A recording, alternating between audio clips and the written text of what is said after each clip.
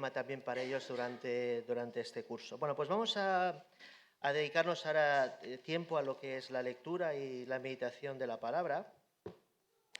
Y os había traído en esta mañana una historia que todos conocéis, la historia de Maús.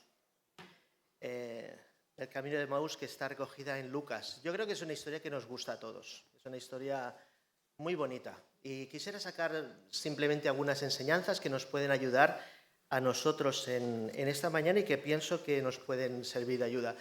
Este título que he puesto, ¿Vas o vienes de Maús?, es el título que yo escuché una cierta vez cuando era muy joven, el primer campamento que fui, de la iglesia de Foncañellas. La persona que nos hizo el estudio, justamente este era el título, ¿Vas o vienes de Maús? Y me gustó, no sé, siempre me he quedado con ese título. No me acuerdo mucho de lo que hablamos, pero me gustó ese título. ¿Por qué? Porque la persona que hablaba sobre ese tema estaba hablando acerca de que si tú vas con la actitud en la vida como si vas para Maús o como si vuelves de Maús, porque ya sabéis que los que vuelven de Maús venían contentos, ¿verdad? Y aquel recorrido de 3 horas, pues no sé en qué lo hicieron, pero lo hicieron mucho más rápido.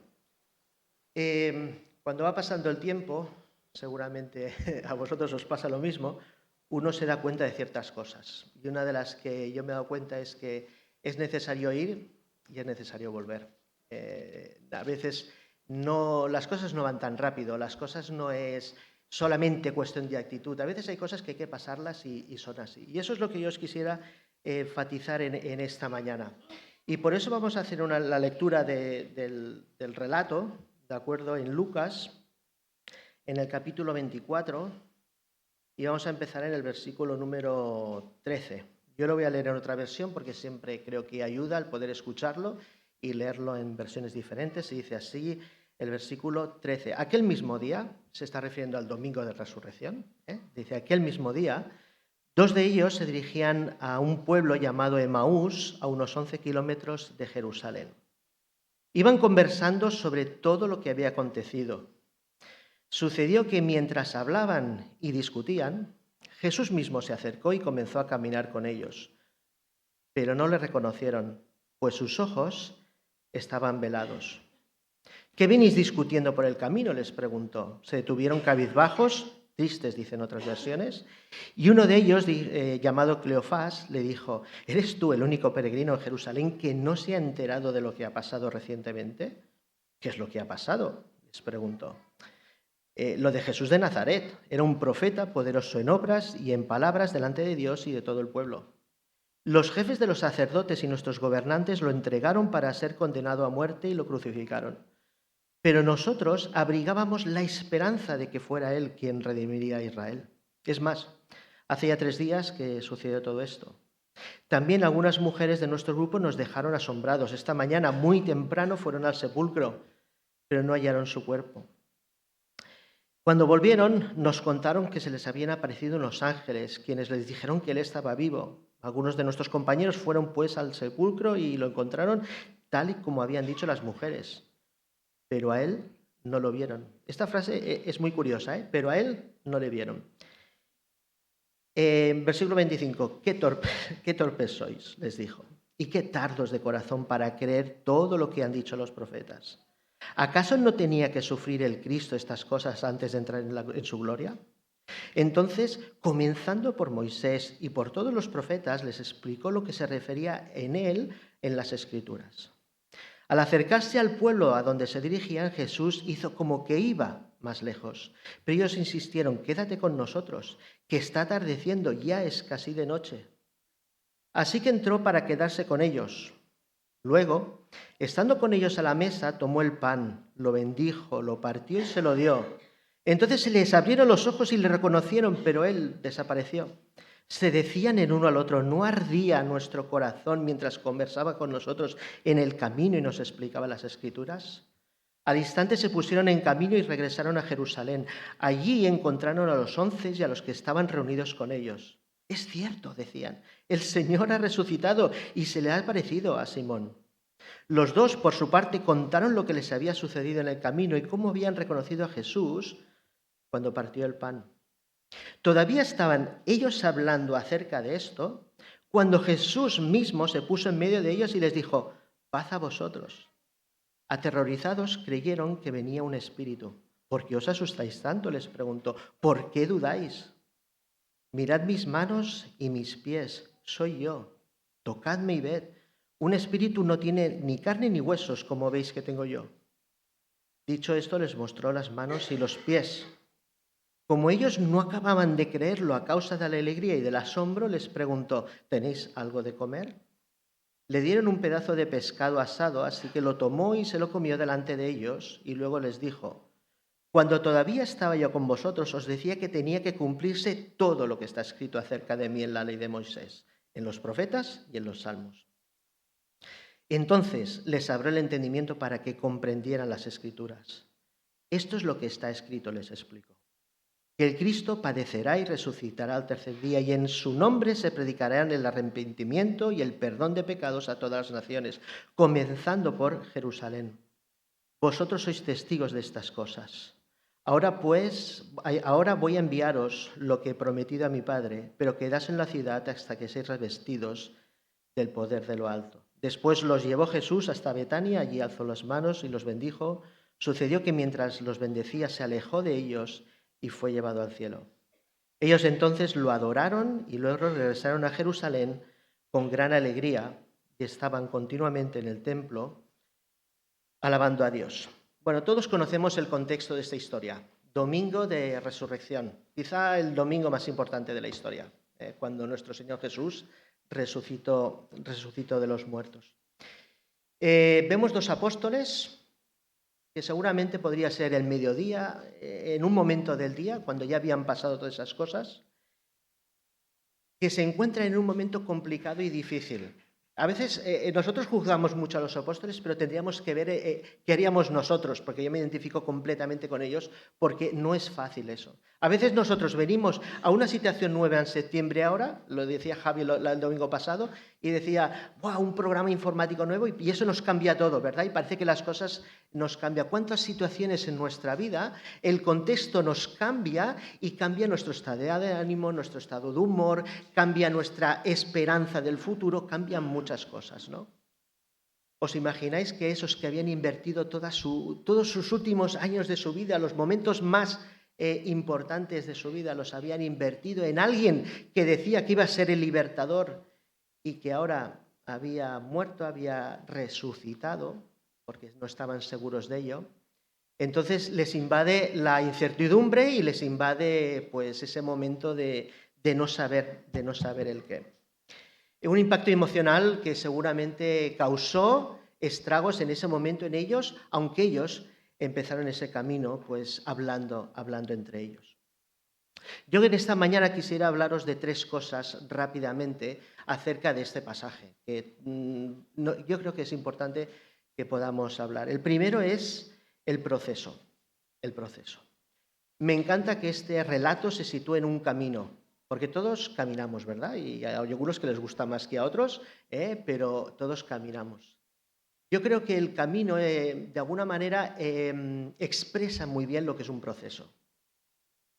Cuando Jesús se va a encontrar con ellos, que ellos no le reconocen, ellos empiezan ese camino. Y nosotros, por ejemplo, ahora en septiembre, a los niños o cualquiera de nosotros, cuando empezamos el trabajo, empezamos una aventura de lo cual a veces no sabemos ni lo que nos van a deparar la semana que viene, ni lo que nos va a pasar dentro de un tiempo. Y es que el camino es así, ya lo dijo el poeta, ¿no? Ya lo dijo Machado: caminante no hay camino, se hace camino al andar, y todas esas cosas, ¿no?, que hemos escuchado más de una vez. Ese encuentro que tiene Jesús con los dos discípulos me gusta por una cosa, porque si hubiese sido yo, le hubiese dicho: oye, soy yo, soy Jesús, mira, tócame, tal, ya está, asunto solucionado, ¿verdad? Así actuaríamos todos nosotros. Vosotros estáis hablando del tema de Jesús, quién es, quién no es, pero Jesús no lo hace así. No sorprende eso. Él no se revela inmediatamente. No dice: ya, esto es así y por lo tanto no sigáis discutiendo. No, Él deja que hablen. Él les deja que vayan haciendo sus razonamientos, les deja que vayan discutiendo. Y cuando uno discute, a lo mejor es porque uno piensa que sí y el otro piensa que no. Por lo tanto, estos dos discípulos van discutiendo entre ellos. Pero hacen algo bueno, que creo que nosotros también debemos aprender de eso, es que lo hablan.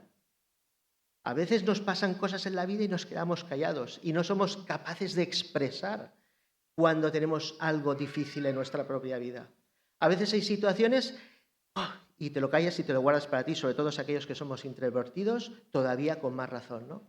Pero es bueno hablarlo, es bueno expresar y decir, incluso con aquellos que son más amigos nuestros, con aquellos que tenemos más confianza, cómo nos van las cosas. Y ellos lo hicieron así, ellos estaban hablando entre ellos, dialogaban sobre si sí o si no, si eran las cosas de una manera o era de otra. Pero es muy interesante, Jesús no se revela inmediatamente, les va a dejar que lleguen hasta el final.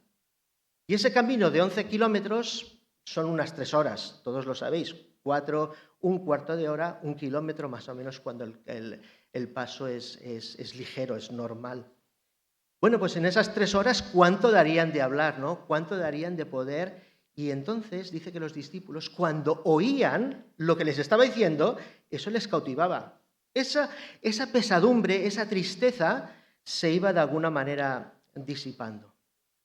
Hay muchas maneras de aprender en la vida. A veces en las escuelas a veces decimos, no, aquest és el mètode ideal. Todos hemos aprendido aquí muchas cosas de muchas maneras diferentes. Hay muchas personas que aprenden muy bien por la imitación, viendo lo que hace un padre, lo que hace una madre, lo que hace un maestro. El otro día discutía con otra maestra. La frase esa de que dice que si tus hijos te ven leer, ellos van a leer,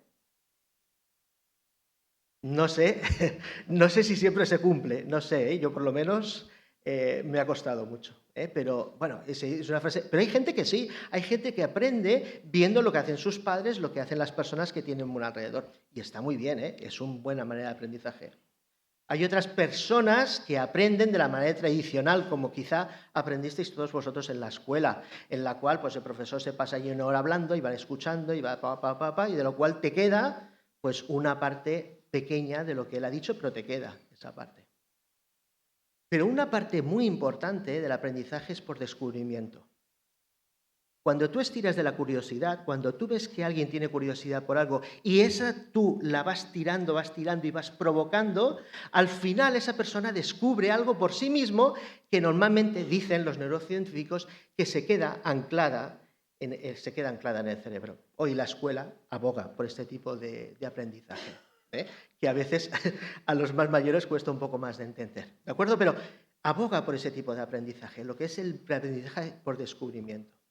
Yo creo que de una manera similar, Jesús está utilizando ese propio método con estos dos discípulos. Y les va diciendo pequeñas cosas. Y mientras va por el camino, les va mostrando una cosa y les va mostrando otra. Y después esconde por un lado para después volver a revelar por otro. Me encantan los giros que hace de misterio, podríamos decir, por decir alguna cosa, esos giros que hace él en el cual dice, por ejemplo, al principio, no le van a reconocer porque sus ojos fueron cegados, pero después hace también como que no sabe nada. Hombre, ¿qué estás diciendo de ese Jesús? Pero oye, a ver, que eres Jesús, que de lo que están hablando ellos es lo que te ha pasado a ti. Pero él sigue para que se expresen, para que ellos puedan desfogar, para que ellos puedan decir lo que ellos sienten. Después les habla de las profecías desde el principio hasta el final. Bueno, y él les sigue todo el rato la corriente en este sentido. Hace como que se va, pero le hacen que se quede para poder llegar al desenlace de la historia.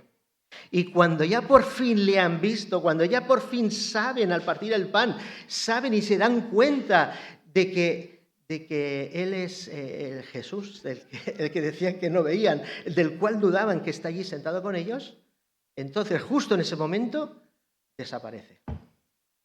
¿Por qué? Porque la vida forma parte de un proceso. Y las cosas no siempre se arreglan de aquí a mañana. Las cosas no siempre tienen una solución en el mismo momento, sino que a veces tenemos que estar un año para poder arreglar una situación. A veces necesitamos 3 días, a veces necesitamos meses para poder arreglar una situación.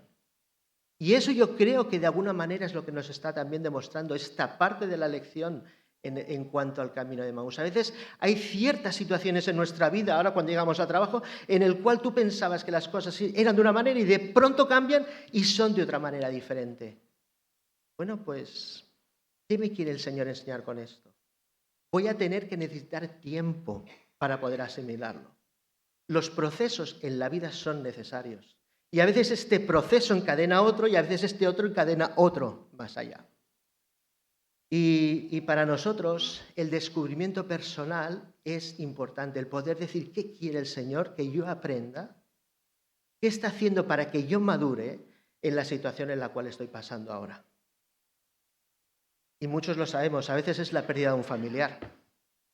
A veces es una pérdida, de pronto te coge de un día para otro y tienes que aprender a caminar solo o sola a una cierta edad. A veces es algo que te está pasando en el trabajo. A veces es una enfermedad que te han detectado.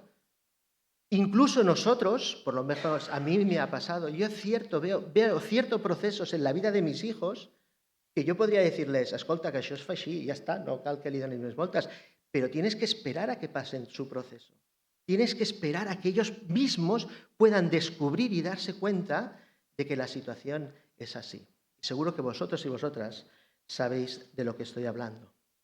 Pero una ilustración preciosa del camino es que sigues caminando y tienes las fuerzas para un paso más. A veces nosotros nos quejamos, es que no tengo fuerzas. No, tienes las fuerzas para dar un paso más. Y aunque el caminar es como algo mecánico, que ni tan solo pensamos en hacerlo, esa fuerza para el día de mañana, para el día de hoy, es precisa. Hace un tiempo, Kilian Jornet, este famoso hombre que hace esas cursas tan grandes, le preguntaron, porque hace kilómetros, ahora a lo mejor hace 100 kilómetros, o sea, es una pasada. Y él decía, es que yo no pienso en los 100 kilómetros, yo no pienso en la llegada al cabo de no sé cuántas horas. Yo pienso en los próximos 5 kilómetros, pienso en los próximos 10 kilómetros. Y después, cuando llego a esos, ya pensaré en los de después. Y en los procesos de nuestra propia vida, las fatigas, la frustración, muchas veces la tenemos también que encarar en el día a día y en el momento a momento. Pero lo importante es que sigamos caminando. El segundo punto es genial porque si a Jean-Paul le ha servido, a mí todavía me ha servido más, porque Samuel ha hablado de la presencia del Señor. Y es justamente lo más importante del camino. Donde está jugando todo el rato el autor, jugando entre comillas, pero donde está el autor de alguna manera haciendo la intriga del relato, es que Jesús está todo el rato con ellos y ellos no lo saben. Ellos no se dan cuenta de quién es aquel. Ellos piensan pues que es otro que está por allí y bueno, que sí, que sabe mucho, que entiende mucho, pero no se dan cuenta hasta el final y cuando se dan cuenta, coge y se va. La presencia del Señor es fundamental en nuestras vidas, aunque a veces no lo veamos, aunque a veces no lo queramos ver, aunque a veces huyamos incluso a veces de la presencia del Señor, como lo hacía también Jonás, que creyendo que cogió, se fue para huir del encargo que el Señor le había puesto. La presencia del Señor en nuestras vidas es aquello que nos da aliento. Es aquello que nos asegura que el final del camino, mi propio Emaús, va a ser mejor o peor, pero voy a estar con Él en todos los momentos de mi vida. Hay algo muy importante en esto también en cuanto a la presencia del Señor. El Señor se presenta a 2 discípulos que van a su casa, seguramente porque ya no sabían, ¿y ahora qué vamos a hacer? No lo sé, pero podría ser esa una de las que podían expresar. ¿Nunca os habéis preguntado por qué el Señor Jesús no se presentó en la casa de Poncio Pilato?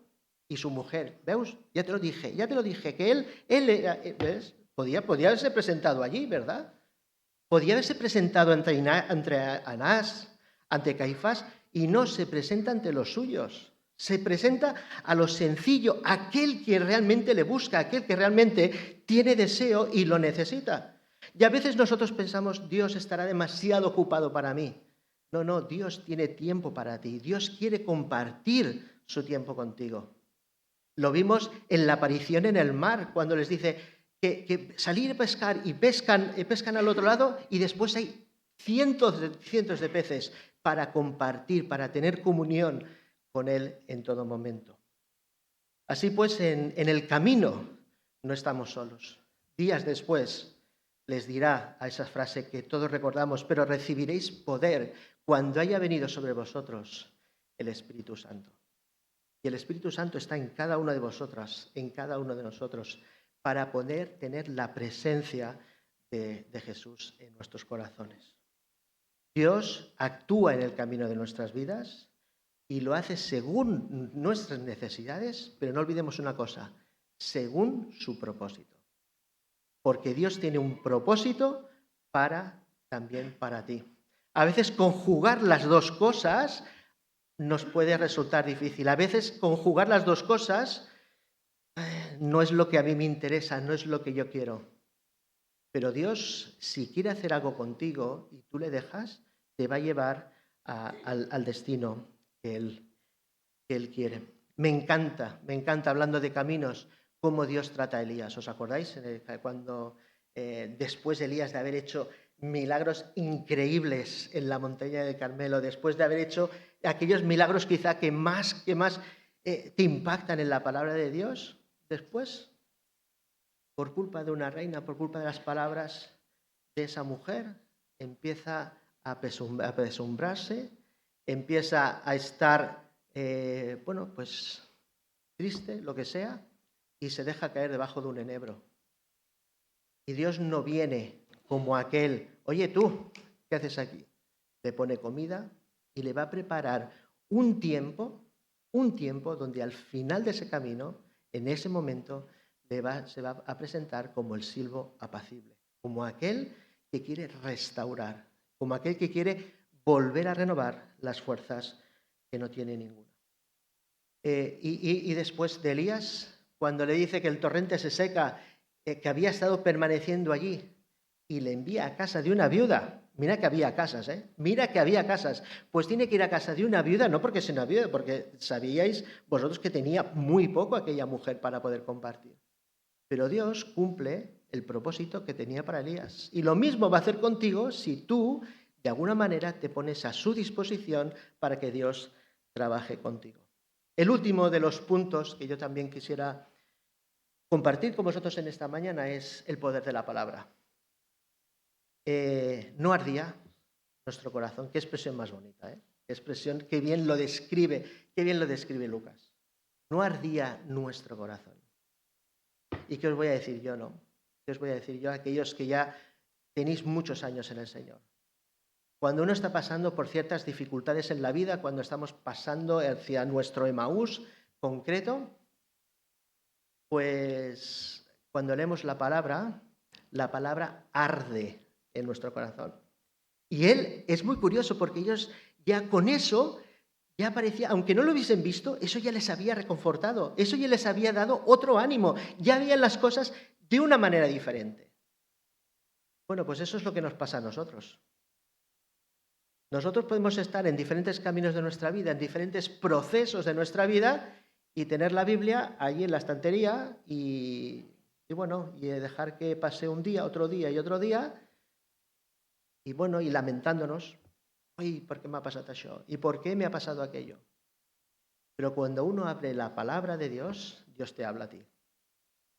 Dios te habla.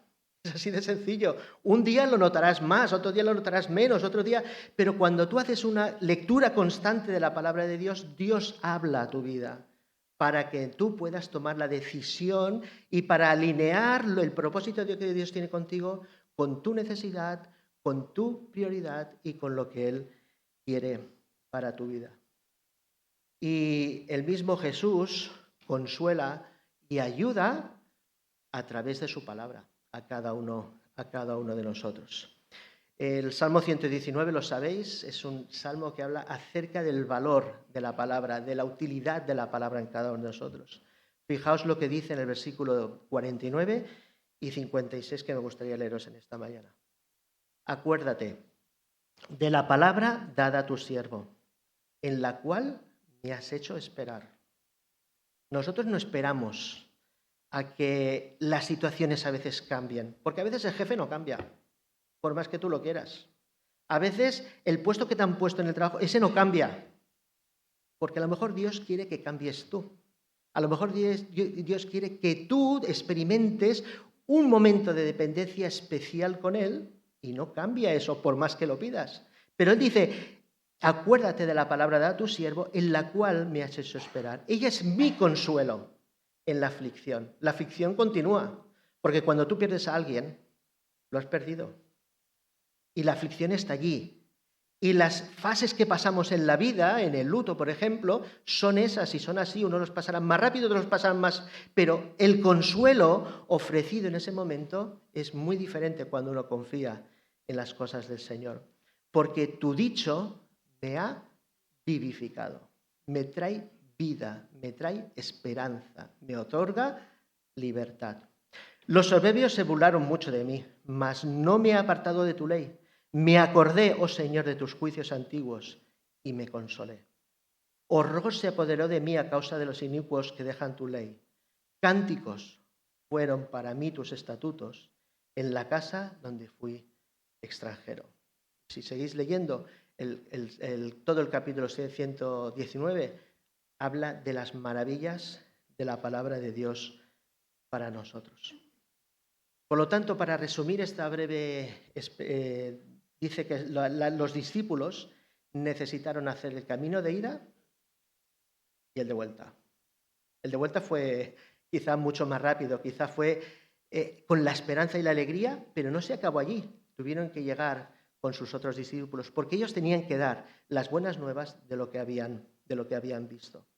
Todos necesitamos en nuestra propia vida ese tiempo de madurar, ese tiempo de esperar, ese tiempo de, que nos cuesta un poco de poder manejar, pero que es necesario para que cada uno de nosotros maduremos en nuestra vida. Y el camino de vuelta nos habla de servicio también. Nos habla de la alegría, nos habla de... Pero ellos van con un motivo, ¿eh? Ellos se podían haber quedado allí. Pero ellos dicen, lo que yo he visto, lo tengo que comunicar a los demás. Mi experiencia, lo que acabo de ver, que sí que ha resucitado, que sí que nosotros lo hemos visto. Eso lo tengo que comunicar, lo tengo que decir a los demás. Y nos habla también de servicio a los demás. Quisiera acabar en este último momento, y solamente son unos minutos más, con una historia que escuché hace mucho tiempo y a mí me gustó mucho cuando lo escuché en su momento. Voy a resumirla mucho. Lo voy a resumir mucho. Pero nosotros como pueblo evangélico siempre, por lo menos yo así lo pensé cuando era joven, como que veníamos siempre, pues los evangélicos ya veníamos desde los hechos, ¿vale? O sea, así a lo largo del tiempo, ¿no? Y en cierta ocasión, en otro campamento, pues nos hablaron de nuestros hermanos hace 500 años. Hace 500 años. Y yo no sé si vosotros sabéis la historia de los anabautistas, que es una historia fascinante. Si alguno de vosotros lo veis, es que lo podéis encontrar hasta en Wikipedia está escrito ahí. Pero esa historia de los anabaptistas, yo cuando la escuché, a mí me cautivó, porque ves la fervosidad, el empuje, la creencia de esas personas en un momento de la historia muy complicado, en los cuales ellos dieron su vida, daban su vida con fervor, con amor, con pasión por el Señor. Y muy resumidamente, sí que os voy a decir que, por ejemplo, los anabaptistas fue una corriente que empezó sobre el 1525 y que venían de los reformadores, de los 3 reformadores más significativos de la rama de Zwinglio, que quizá es donde nosotros hemos quizá cogido más la teología de ellos, ¿no? Pero De alguna manera ese grupo se separó un poco de las enseñanzas de Zwinglio en un momento muy determinado de la historia, y aunque la historia es muy complicada, muy enrevesada, a veces a la de explicar rápidamente, sí que ese grupo, pues que se llamaban anabaptistas, porque ellos decían que los niños no se bautizaban de pequeños, porque lo leían en la palabra y dice, ¿dónde ves un bautismo de niños pequeños? Sino que se bautizaban de mayores, por eso los llaman rebautizadores. Pues esa historia nos habla de un momento muy complicado, un momento de la historia. Mañana vamos a recordar, unos más que otros, quizá pues las derrotas de los pueblos en el 1714 o, por ejemplo, lo que pasó en Estados Unidos en el 2011. Italia también tiene otra derrota en este mismo día, ¿no? Y yo quisiera, sí, de alguna manera, os voy a pasar una diapositiva porque lo he puesto aquí. Esta es la iglesia de Münster. Es la iglesia de Münster que está en Alemania. Y nada, pues una catedral, pues como tantas otras hay, ¿no? Pero fijaos, hay un detalle ahí de unas jaulas. ¿Las veis ahí colgadas? Unas jaulas que todavía están hoy, ¿eh? Entonces, si alguno va, mañana las verá. Ahí en Münster. Ahí estaban 3 líderes anabaptistas colgados. Y los pusieron ahí para que el pueblo pudiese aprender y darse cuenta de lo que era. Eso es la rebelión de Münster. Durante más o menos un año, unos líderes anabaptistas, algunos de ellos un poco más, pues con ciertas dosis de liderazgo y de pensar que Dios le había hablado a él, pues estos hermanos, ellos se dirigieron en líderes, hicieron que otros anabaptistas fuesen a Münster. Y ellos declararon que eran la Nueva Jerusalén, que era una ciudad en la cual el Señor iba a llegar allí. ¿De acuerdo? Bueno, pues al cabo de un tiempo, al cabo de un año, como suele pasar, ellos instalaron un régimen un poco de ayuda a los demás. O sea, las intenciones eran muy buenas, porque ellos querían ayudarse los unos a los otros, estar pendientes, compartir lo que sería la propiedad y todo, ¿vale? Entonces, después de este reinado, viene el obispo de Münster y, claro, con todo el poder de la Iglesia Católica, posiblemente acaba con ellos y hace una rase, bueno, muy importante, muy importante. Bueno, pues una gran derrota en 1532, si no recuerdo mal. Entonces, bueno, en todo esto aparece una figura de un hombre, que sé yo que es el que os quiero poner de ejemplo en esta mañana. Aparece un hombre que se llama Menno Simons. Los que hoy se llaman menonitas dicen que vienen de Menno Simons, ellos, ¿de acuerdo? Pero me encantó cuando escuché de Julio Díaz, no sé si alguien lo conoce en Madrid, la historia de Menno Simons, que este hombre revolucionó con su ejemplo, revolucionó con su misión de ir restaurando comunidad por comunidad a Estrasburgo, diferentes sitios de la Alemania, de Holanda. Era un sacerdote católico que en un momento pues tuvo una conversión de fe, al final se hizo también anabaptista y luchó en favor de los anabaptistas. Pero ¿qué es lo que yo quisiera recoger en esta mañana? El ejemplo de ese hombre. Ese hombre, mientras los demás querían luchar con fuerza porque el Estado estaba a favor de la Iglesia y eran lo mismo, él separó la Iglesia y separó el Estado. Porque decía, uno no es cristiano o es protestante porque nazca en lo que hoy sería Alemania o porque nazca en lo que sería hoy Holanda. No, se trata de una conversión personal. Y todos somos de aquí, porque ninguno es creyente por familia o por lo demás, sino todos somos porque hemos aceptado al Señor dentro de nuestro corazón, ¿verdad? Y esa es una de las grandes enseñanzas que cada uno de nosotros tenemos y que hemos aprendido de ellos. Lo mejor de todo, y yo que me gustó mucho de este hombre, es que este hombre fue comunidad a restaurar una iglesia que estaba, pues, practicaban el lavamiento de los pies. Escribió mucho Menno Simons y explicaba y alentaba a estar una doctrina fundamentada en la palabra de Dios y no en lo que creen los hombres. Si veis su historia, lo veréis. ¿Por qué traigo a colación esta historia de Menno Simons? Porque, de alguna manera, en el camino de la vida nosotros también somos invitados, somos retados a dar a los demás. Decía el otro día, creo que fue Josué o Irra, no me acuerdo, uno de los dos, decía que el lema de este año es conocer, amar y servir. Cuando uno conoce a Dios, ama a Dios y ama a sus hermanos. Cuando uno ama a sus hermanos, los sirve. Y Menno Simons es muy curioso porque, según dicen, le costó mucho dar ese paso. No fue una cosa de un día para otro, no, tardó 9 meses o un año en tomar esos primeros pasos de ayudar a reconstruir, ir de un lugar a otro. Carlos V, el famoso ese que sale en los libros de texto, ese emitió un decreto de búsqueda y de recompensa para acabar con él. Y durante 18 años él estuvo haciendo la misión que Dios le había llevado y murió de muerte natural, porque no pudieron acabar con él. Dios le protegió para llevar a cabo la misión que le había encomendado. Y nosotros, hermanos y hermanas, empezamos un nuevo curso y es bueno también que sirvamos a los demás. Que podamos dar. El camino de Emaús es un camino en el cual también ellos ofrecen y dan a los demás lo cuales ellos han visto.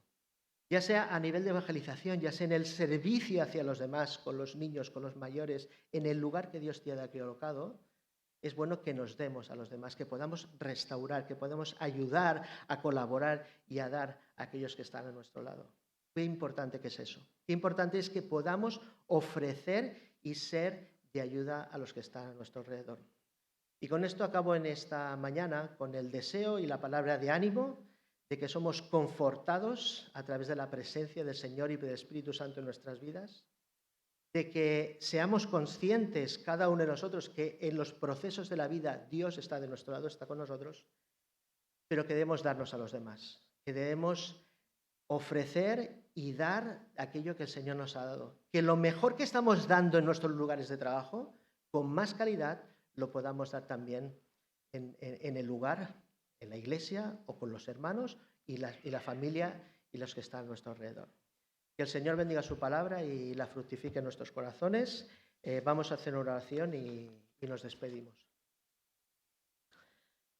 Doncs, Senyor, volem donar-te gràcies per aquest dia, gràcies pel que fas per nosaltres, gràcies per l'exemple de tants homes i dones que ens ajuden a nosaltres a poder comprendre les teves realitats. Ajuda'ns, Senyor, en aquest moment de la nostra vida, del curs, a saber ser conscients del camí en el qual estem i ajuda'ns, Senyor, de tota manera a poder viure per tu i ajudar i donar-nos pels altres.